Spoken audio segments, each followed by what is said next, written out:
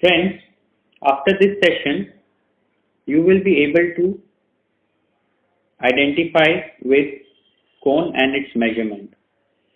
The commonest example of cone is the ice cream cone that we are all used to having and enjoying.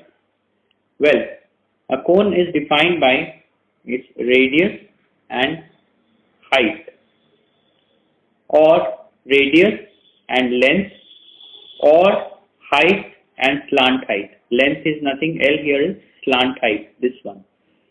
Why? Because we know that if this is L, the slant height, this is H, the actual height, and this is R, then L square equal to H square plus R square by simple Pythagoras theorem.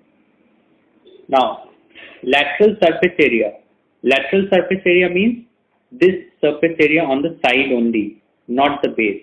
Excluding the base, this is the lateral surface area of the cone, which is the biscuit part of the cone that we are used to having, is given by pi RL, and the total surface area is lateral surface area pi RL plus the base, this base which is pi R square, and volume of cone is given by 1/3 pi R square H. This is nothing but 1/3 of a cylinder of similar dimension. If it was a cylinder, then it would be like this.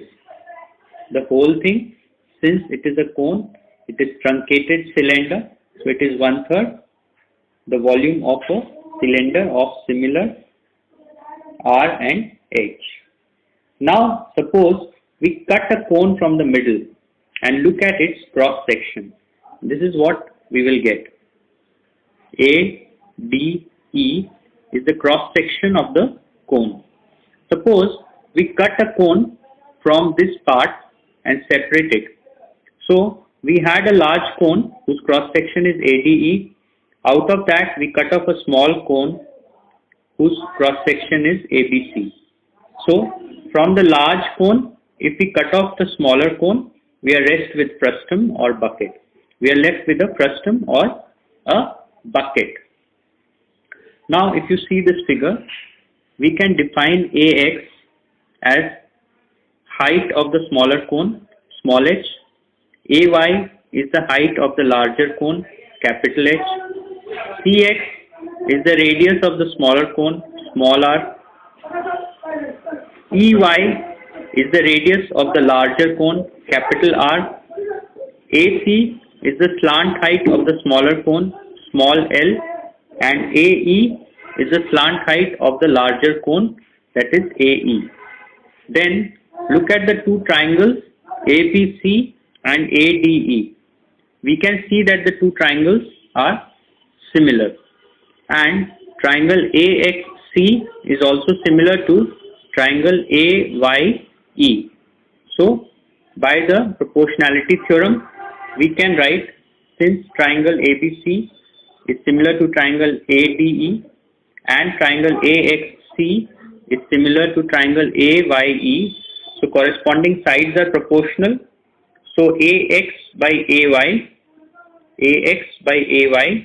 equal to AC by AE equal to CX by EY, or small h by capital H equal to small l by capital L equal to small r by capital R.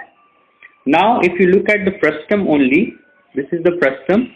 If you look at the frustum only, then its lateral surface area is the lateral surface area of larger cone minus the lateral surface area of smaller cone. What about the total surface area?